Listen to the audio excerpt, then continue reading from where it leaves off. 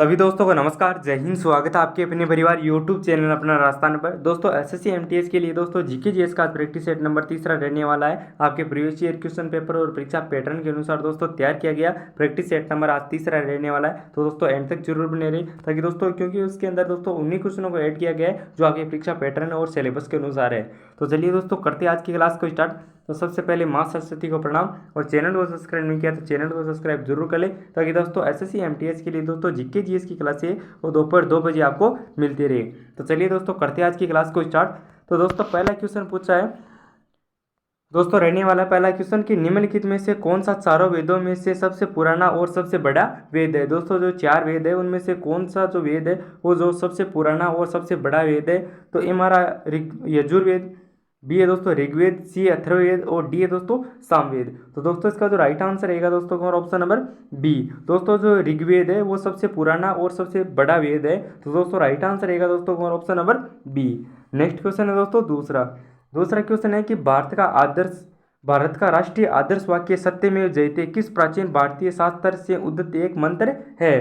तो ए हमारा ऋग्वेद से, बी है श्रीमद् भागवत गीता से, सी है मत्स्य पुराण से और डी है दोस्तों मुंडकोपनिषद से। तो दोस्तों जो सत्यमेव जयते है जो भारत का जो राष्ट्रीय आदर्श वाक्य है वो किससे लिया गया है, तो वो दोस्तों मुंडकोपनिषद से लिया गया है। राइट आंसर रहेगा दोस्तों option number D. Next question है दोस्तों तीसरा क्वेश्चन है कि निम्नलिखित में से कौन सा वेद जादुई अनुष्ठानों और वशीकरण के बारे में बताता है। तो ए हमारा अथर्ववेद, बी है दोस्तों सामवेद, सी है ऋग्वेद और डी है दोस्तों यजुर्वेद। तो दोस्तों इसका जो राइट आंसर रहेगा दोस्तों ऑप्शन नंबर ए। जो अथर्ववेद है वो दोस्तों जादुई अनुष्ठानों और वशीकरण के बारे में बताता है। राइट आंसर रहेगा दोस्तों ऑप्शन नंबर ए। नेक्स्ट क्वेश्चन है दोस्तों चौथा क्वेश्चन है कि दोस्तों यजुर्वेद में यजुर का अर्थ क्या है। दोस्तों वेरी इंपॉर्टेंट का डाल के इसको नोट करना, इंपॉर्टेंट क्वेश्चन है दोस्तों। जो यजुर्वेद है इसके अंदर यजुर का अर्थ क्या है, तो ये हमारा जीवन, बी है प्रकृति, सी है शक्ति और डी है दोस्तों बलिदान। तो दोस्तों यजुर का जो अर्थ है वो है दोस्तों आपका बलिदान। राइट आंसर है दोस्तों option number D. Next question है दोस्तों पांचवा क्वेश्चन है दोस्तों कि निम्नलिखित में से किस उपनिषद में वसुदेव कुटुंबकम शब्द का उल्लेख किया गया है। कौन सा जो उपनिषद है जिसके अंदर दोस्तों वसुदेव कुटुंबकम शब्द का उल्लेख किया गया है। तो ए हमारा छांदोग्य उपनिषद में, बी है महाउपनिषद में, सी है केनोपनिषद में और डी है दोस्तों बृहदारण्यक का उपनिषद में। तो दोस्तों इसका जो राइट आंसर रहेगा दोस्तों ऑप्शन नंबर बी। जो महाउपनिषद है उसके अंदर दोस्तों वसुदेव कुटुंबकम शब्द का उल्लेख किया गया है। राइट आंसर रहेगा दोस्तों option number B. Next question है दोस्तों छठवा क्वेश्चन है कि निम्नलिखित में से कौन सी मगध साम्राज्य की राजधानी थी। तो ए हमारा विशाली, बी है उज्जैन, सी है राजगीर और डी है दोस्तों कौशाम्बी। तो दोस्तों जो मगध साम्राज्य की जो राजधानी थी वो थी आपकी राजगीर। राइट आंसर है दोस्तों option number C. Next question है दोस्तों सातवां क्वेश्चन है दोस्तों कि बनारस हिंदू विश्वविद्यालय की स्थापना कब की गई थी। जो बनारस हिंदू विश्वविद्यालय है उसकी स्थापना कब की गई थी। तो ए हमारा 1916 में, बी है 1921 में, सी है 1918 में और डी है दोस्तों 1919 में। तो दोस्तों बनारस हिंदू विश्वविद्यालय की जो स्थापना है वो 1916 के अंदर की गई थी। राइट आंसर रहेगा दोस्तों ऑप्शन नंबर ए। नेक्स्ट क्वेश्चन है दोस्तों आठवां क्वेश्चन है कि भारत में शिक्षा की प्रगति की समीक्षा हेतु विलियम हंटर समिति का गठन किस वर्ष किया गया था। जो भारत के अंदर जो शिक्षा की प्रगति की समीक्षा हेतु जो विलियम हंटर समिति का गठन किया गया वो किस वर्ष किया गया। तो ए हमारा 1910 में, बी है 1801 में, सी है 1810 में और डी दोस्तों 1882 के अंदर। तो दोस्तों इसका जो राइट आंसर रहेगा दोस्तों ऑप्शन नंबर डी 1882 के अंदर। राइट आंसर है दोस्तों option number D. Next question है दोस्तों नौवां क्वेश्चन है दोस्तों कि भारतीय संविधान का कौन सा अनुच्छेद अंतर्राष्ट्रीय शांति और सुरक्षा को बढ़ावा देने पर राज्य के नीति निर्देश सिद्धांतों को निर्धारित करता है। तो ए हमारा अनुच्छेद 52, बी अनुच्छेद 31, सी अनुच्छेद 51 और डी दोस्तों अनुच्छेद 15। यह दोस्तों कौन सा अनुच्छेद है जो भारतीय संविधान के अंतर्गत निहित है, जो शांति और सुरक्षा से वर्णित है, यह शांति और सुरक्षा से संबंधित वर्णन या बताता है। तो दोस्तों इसका राइट आंसर है दोस्तों ऑप्शन नंबर सी। जो अनुच्छेद 51 है वो दोस्तों भारतीय संविधान के अंतर्गत दोस्तों शांति और सुरक्षा को बढ़ावा देने पर निर्भर करता है। राइट आंसर है दोस्तों हमारा option number C. Next question है दोस्तों 10वां क्वेश्चन है कि किस अनुच्छेद के तहत भारत के उच्च न्यायालय रिट जारी कर सकते हैं। तो ए हमारा अनुच्छेद 256, बी है दोस्तों अनुच्छेद 226, सी अनुच्छेद 131 और डी अनुच्छेद 32। तो दोस्तों इसका जो राइट आंसर रहेगा दोस्तों हमारा ऑप्शन नंबर बी। जो दोस्तों भारत के जो उच्च न्यायालय रिट जारी कर सकते हैं वो दोस्तों अनुच्छेद 226 के तहत कर सकते हैं। राइट आंसर है दोस्तों हमारा option number B. Next question है दोस्तों 11वां क्वेश्चन है कि भारतीय संविधान का अनुच्छेद 280 इनमें से किससे संबंधित है। जो भारतीय संविधान का अनुच्छेद 280 है वो किससे संबंधित है। तो ए हमारा शिक्षा से, बी है सामान्य से, सी है निजता से और डी है दोस्तों वित्त आयोग से। तो दोस्तों जो भारतीय संविधान का अनुच्छेद 280 है वो दोस्तों वित्त आयोग से संबंधित है। राइट आंसर है दोस्तों हमारा option number D. Next question ready है दोस्तों 12वां क्वेश्चन है कि भारतीय संविधान का इनमें से कौन सा अनुच्छेद राष्ट्रपति के कार्यकाल से संबंधित है। जो राष्ट्रपति का कार्यकाल है उससे संबंधित कौन सा अनुच्छेद है। तो हमारा अनुच्छेद 56, बी अनुच्छेद 55, सी अनुच्छेद 54 और डी दोस्तों अनुच्छेद 53। तो दोस्तों राष्ट्रपति के जो कार्यकाल से संबंधित जो अनुच्छेद है वो दोस्तों आपका अनुच्छेद 56 ऑप्शन नंबर ए राइट होगा। तो दोस्तों इसका जो राइट आंसर है दोस्तों ऑप्शन नंबर ए। नेक्स्ट क्वेश्चन है दोस्तों 13वां क्वेश्चन है कि भाषण और अभिव्यक्ति की स्वतंत्रता किस मौलिक अधिकार के अंतर्गत आता है। तो हमारा संवैधानिक उपचारों का अधिकार, बी धार्मिक स्वतंत्रता का अधिकार, सी स्वतंत्रता का अधिकार और डी दोस्तों समानता का अधिकार। तो दोस्तों जो भाषण और अभिव्यक्ति की जो स्वतंत्रता है वो दोस्तों स्वतंत्रता अधिकार के अंतर्गत आती है। तो दोस्तों राइट आंसर है दोस्तों option number C. Next question है दोस्तों 14वां क्वेश्चन है कि निम्नलिखित में से कौन सा मंदिर कामुख्या रचना के लिए प्रसिद्ध है या कामुक रचना के लिए प्रसिद्ध है। तो ए हमारा खजुराहो मंदिर, बी है कामाख्या मंदिर, सी है दिलवाड़ा मंदिर और डी है दोस्तों मार्तंड सूर्य मंदिर। तो दोस्तों कौन सा जो मंदिर है वो कामुक रचना के लिए प्रसिद्ध है। तो वो है दोस्तों कामाख्या मंदिर। राइट आंसर है दोस्तों हमारा option number B. Next question है दोस्तों 15वां क्वेश्चन है कि भारत का अधिकांश भाग किस मिट्टी से ढका हुआ है। जो भारत का अधिकांश भाग है वो किस मिट्टी से ढका हुआ है। तो ए हमारा लाल मिट्टी से, बी है जलोढ़ मिट्टी से, सी है काली मिट्टी से और डी है दोस्तों भूरी मिट्टी से। तो दोस्तों इसका जो राइट आंसर रहेगा दोस्तों हमारा ऑप्शन नंबर बी। जो भारत का जो अधिकांश भाग है वो दोस्तों जलोढ़ मिट्टी से ढका हुआ है। राइट आंसर है दोस्तों हमारा option number B. Next question है दोस्तों 16वां क्वेश्चन है कि भारतीय राष्ट्रीय कांग्रेस की स्थापना कब हुई थी। दोस्तों वेरी इंपॉर्टेंट क्वेश्चन डाल के इसको दोस्तों नोट करना। इंपॉर्टेंट क्वेश्चन है दोस्तों कि जो भारतीय राष्ट्रीय कांग्रेस की स्थापना है वो कब हुई थी। तो ए हमारा 1889 में, बी है 1950 में, सी 1885 में और डी है दोस्तों 1947 में। तो दोस्तों भारतीय राष्ट्रीय कांग्रेस की स्थापना है वो दोस्तों 1885 के अंदर हुई थी। राइट आंसर है दोस्तों हमारा option number C. Next question है दोस्तों 17वां क्वेश्चन है कि कोलेरू झील रेगिस्तान के त्रिकोण में पाई जाती है।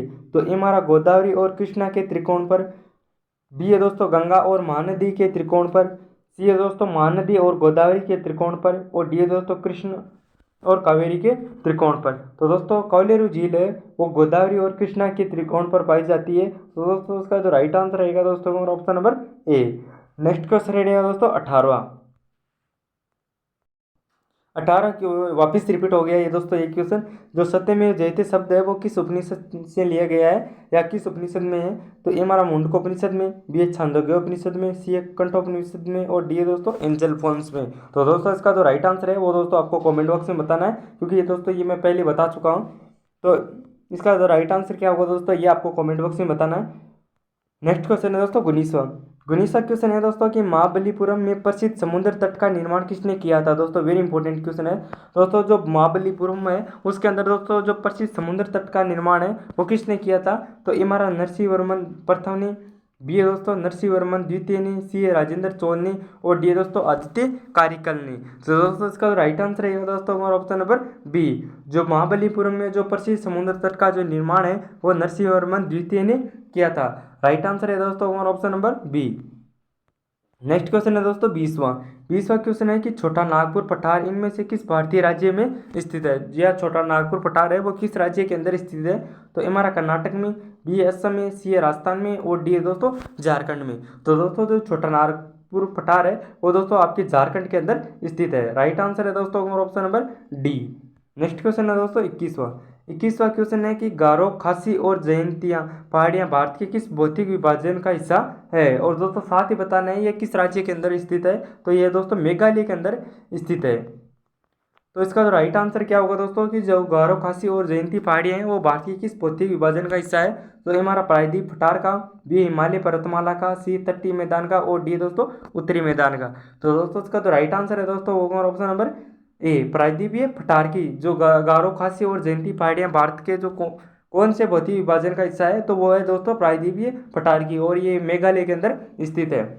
नेक्स्ट क्वेश्चन है दोस्तों 22वां क्वेश्चन है कि अर्थव्यवस्था के आधार के लिए सर्वाधिक प्रयुक्त माप कौन सा है। जो अर्थव्यवस्था के आधार के लिए जो सर्वाधिक प्रयुक्त माप है वो कौन सा है, तो ए हमारा शुद्ध घरेलू उत्पाद, बी है दोस्तों सकल शुद्ध उत्पाद, सी है राष्ट्रीय शुक्ल उत्पाद और डी है दोस्तों सकल घरेलू उत्पाद।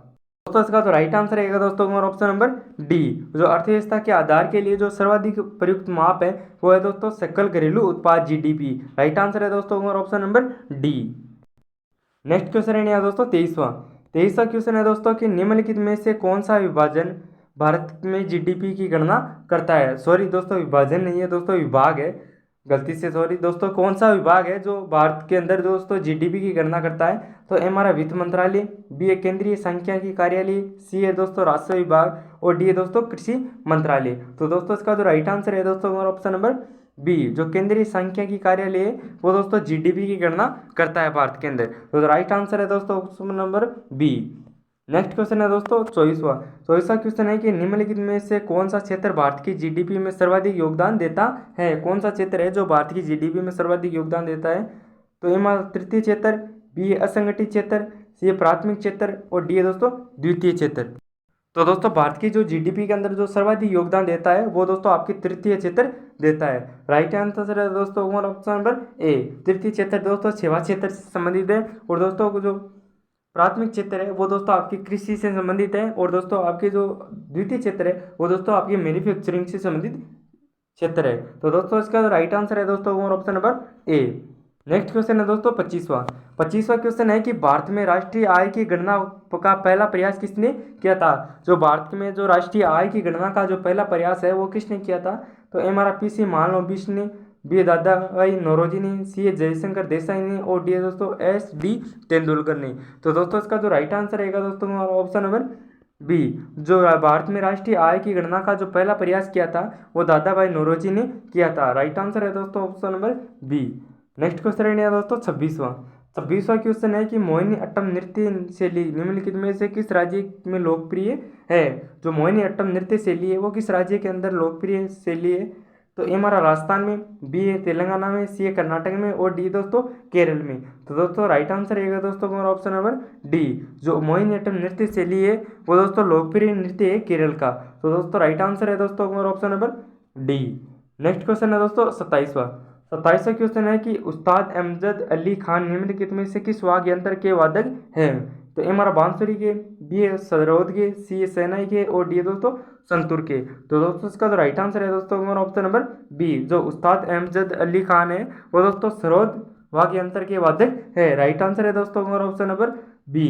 नेक्स्ट क्वेश्चन है दोस्तों 28वां क्वेश्चन है कि इनमें से कौन सी पुस्तक डॉक्टर एपीजे अब्दुल कलाम द्वारा लिखी गई है, तो ए हमारा द लाइफ ट्री, सी है दोस्तों रिबूटिंग इंडिया, डी सी है दोस्तों इमेजिंग इंडिया और डी है दोस्तों अनटचेबल।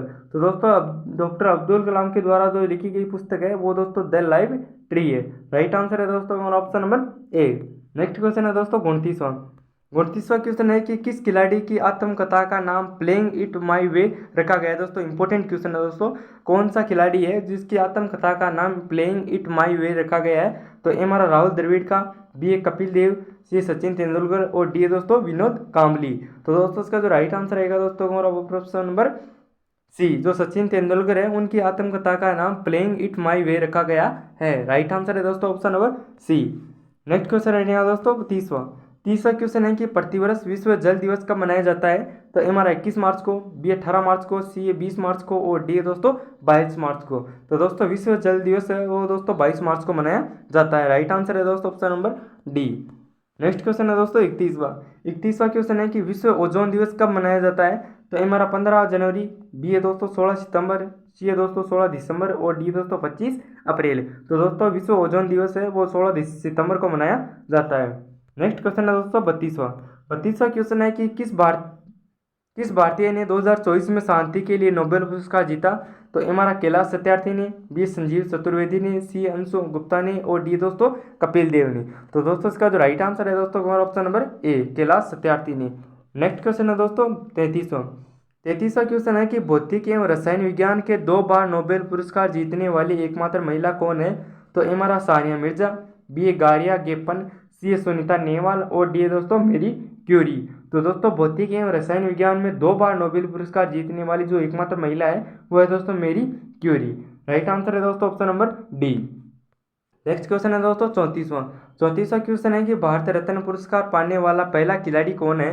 तो ए हमारा ध्यानचंद, बी सचिन तेंदुलकर, सी है बलवीर सिंह और डी है दोस्तों विजय अमृतराज। तो दोस्तों इसका जो राइट आंसर है दोस्तों हमारा option number B Sachin Tendulkar. Next question ready है दोस्तों 35वां क्वेश्चन है कि भारत किस वर्ष संयुक्त राष्ट्र संघ में शामिल हुआ था? तो दोस्तों ये भी वेरी इंपॉर्टेंट क्वेश्चन है। तो ए हमारा 1950 में, बी है 1962 में, सी है 1947 में और डी है दोस्तों 1945 में। तो दोस्तों भारत है वो दोस्तों 1945 के अंदर दोस्तों 45 के अंदर दोस्तों संयुक्त राष्ट्र संघ में शामिल हुआ था। तो दोस्तों क्लास कैसी लगी ये आप कमेंट बॉक्स में जरूर बताना। चैनल पे नहीं है तो चैनल को सब्सक्राइब जरूर कर लेना, ताकि दोस्तों दोपहर 2 बजे आपको दोस्तों जीके जीएस की क्लास है वो दोस्तों आपको मिलती रही है एसएससी एमटीएस के लिए। तो दोस्तों क्लास कैसी लगी ये आप कमेंट बॉक्स में जरूर बताना। क्वेश्चनों का बेस है वो कैसा लगा ये भी आप कमेंट बॉक्स में जरूर बताना। चैनल पर नहीं तो आप चैनल को सब्सक्राइब जरूर करना। जय हिंद जय भारत करते हैं दोस्तों। नेक्स्ट